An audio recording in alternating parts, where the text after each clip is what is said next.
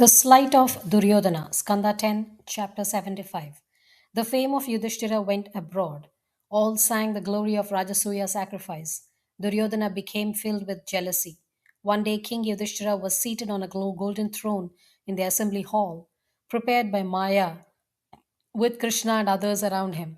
The proud Duryodhana, surrounded by his brothers, entered the place with crown on his head and sword in his hand, showering abuse on the gatekeepers and others. He took land to be water and drew up his clothes. He also took water to be land and wet himself.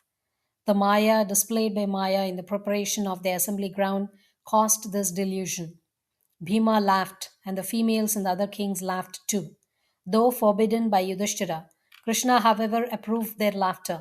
Overpowered with shame, with his head cast down, Duryodhana silently left the place and went to Hastinapura. Krishna kept quiet. He wished to relieve the earth of the weight of the Daityas who were oppressing her. It was only his will that Duryodhana should thus be deluded. Salva, Skanda 10, chapter 76 77. When Krishna carried away Rukmini, he defeated the kings in battle, and amongst others, he defeated Salva, king of Saubha, the friend of Shishupala. Salva vowed at the time to kill all Yadavas. He ate only a handful of dust and worshipped Shiva.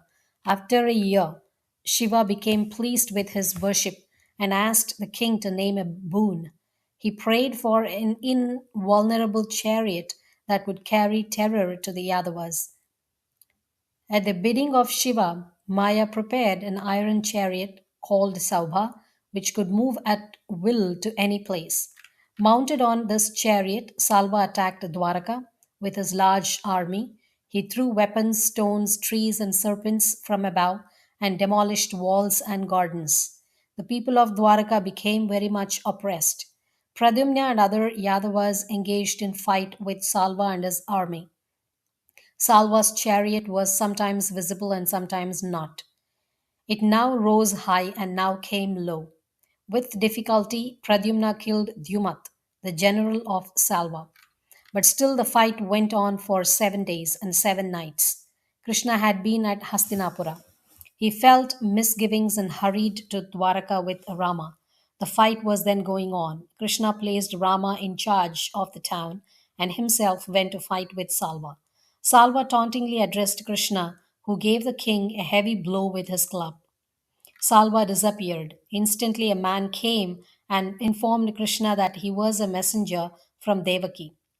Salva had carried away his father Vasudeva. Krishna asked, how could Salva conquer Rama so as to carry away my father?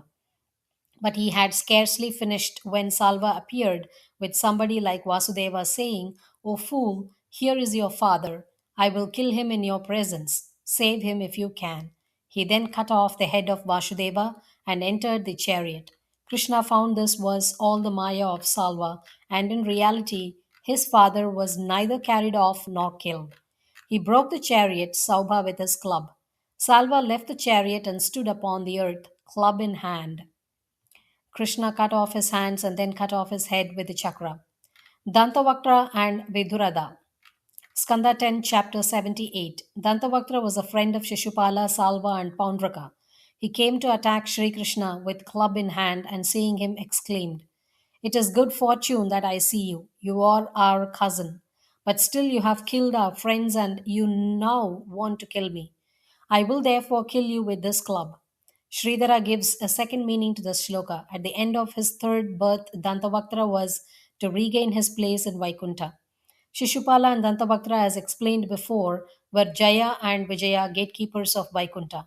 By the curse of the Kumaras, they incarnated as Ashuras. The third and last cycle of material ascendancy was to be ended. Jaya and Vijaya were not to incarnate anymore. Therefore, Dantavakra exclaimed that it was his good fortune to meet Krishna and so on. Krishna struck him with his club and killed him. A flame arose from the body of Dantavakra as from that of Shishupala, and it entered Sri Krishna. Viduratha, the brother of Dantavakra, was afflicted with grief at the death of his brother. He now attacked Krishna. Krishna cut off his head with a chakra. Balarama and the death of Romaharshana. Skanda 10, chapter 78 79. Balarama heard that the Kurus and Pandavas were making preparations for a mutual fight. He belonged to neither side, so he went out on pretext of a pilgrimage. He went to Prabhasa and performed the ablution ceremonies. He went to several other places and at last reached the Naimisha forest. The rishis all rose up to receive him. Romaharshana, the disciple of Vyasa, did not leave his seat. He belonged to the Suta community, a mixed class born of Kshatriya father and Brahmana mother, but he took his seat higher than that of the Brahmanas. Balarama thought that the Suta had learned the Itihasas, Puranas, and all Dharma Shastras from Vyasa, but he had not learned humility and self control, and that he had become proud of his wisdom. Balarama cut off his head with the tip of a kusa grass. The rishis broke forth into loud cries of lamentation. Addressing Balarama, they said, O Lord, thou hast done a wrong. We gave him the seat of a Brahmana. We gave him age and freedom from fatigue till the yagna was completed. Not knowing this, thou hast killed one who was, while on his seat, a Brahmana. Thou art not regulated by the Vedas, but of thy own accord do thou perform some prayaschitta and thereby shew an example to other people. Balarama inquired what he was to do. The rishi asked him to do that by which their words as well as the act of Balarama both might prove true. Balarama said, One's son is one's own son, to say the Vedas. Therefore, the son of Romaharshana, Ugrasravas, shall be your reciter of Puranas. He shall have long life and freedom from fatigue. What am I to do, O rishis, by which I may atone for my deed? The rishis asked Balarama to kill Balvala, son of Danava Ilvala, who used to pollute the sacrificial ground on certain days of the moon. They also asked Rama to travel all over Bharatavarsha for 12 months and take his bath at the sacred places. Rama killed Valvala and went out on pilgrimage. On his return to Prabhasa, he heard about the death of the Kshatriya kings in the war between the Kurus and the Pandavas. He went to Kurukshetra. Bhima and Duryodhana were then fighting with each other with their clubs.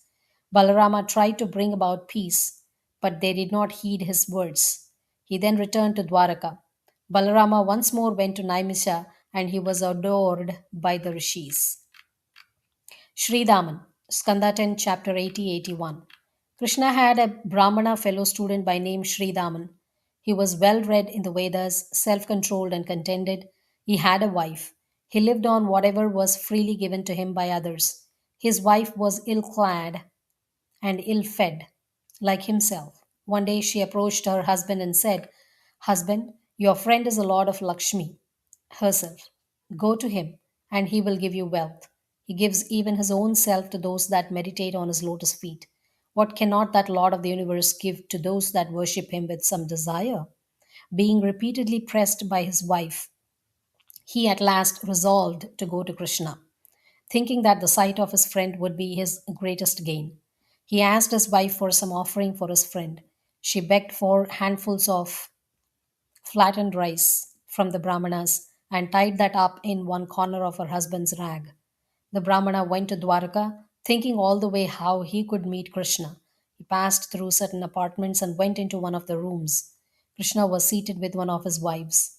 He saw the Brahmana from the distance and rose up to receive him. He came down and embraced his former companion with both his hands.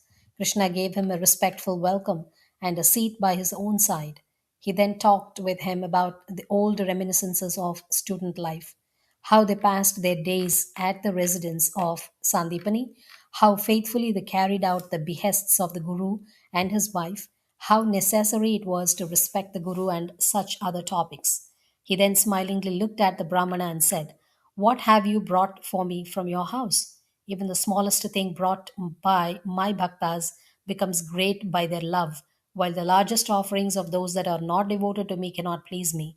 The Brahmana, though asked, was ashamed to offer the flattened rice to the Lord of Lakshmi, and he cast down his head. The all saying Sri Krishna knew the object of the Brahmana's coming.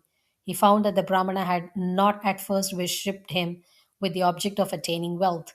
It was only to please his devoted wife that he now had that desire. The Lord therefore thought he would give him such wealth as was difficult to acquire. He then snatched away the flattened rice from the rags of the Brahmana, saying, "What is this, O friend? You have brought this highly gratifying offering for me? These rice grains please me, the universal Atma." So saying, he partook of one handful. When he was going to take the second handful, Lakshmi held his hand, saying, "O Lord of the universe, this much will quite suffice to give all such wealth as can be needed for this world, as well as for the next, such that it will even please thee to see that thy votary has got so much wealth." The Brahmana passed the night with Krishna. The next morning he went home. Krishna went a certain distance with him to see him off. Krishna did not give him wealth, nor did he ask for any. He thought within himself, "What am I? A poor Brahmana and a sinner. And this Krishna, whose breast is the abode of Lakshmi, gave me a reception as if I were a god. The worship of his feet is the root of all siddhis, all enjoyments of swarga, and even of mukti. Kind as he is, he did not give me any the least wealth, lest a poor man should forget him by the pride of wealth." When he reached home, he found palatial buildings, gardens, and lots of well dressed male and female attendants. They received him with valuable presents. His wife also came out to receive him with a number of female attendants. The Brahmana was surprised. He saw this was all the outcome of his visiting Sri Krishna. He controlled himself while enjoying this immense wealth and meditating on Sri Krishna. He at last attained his supreme abode.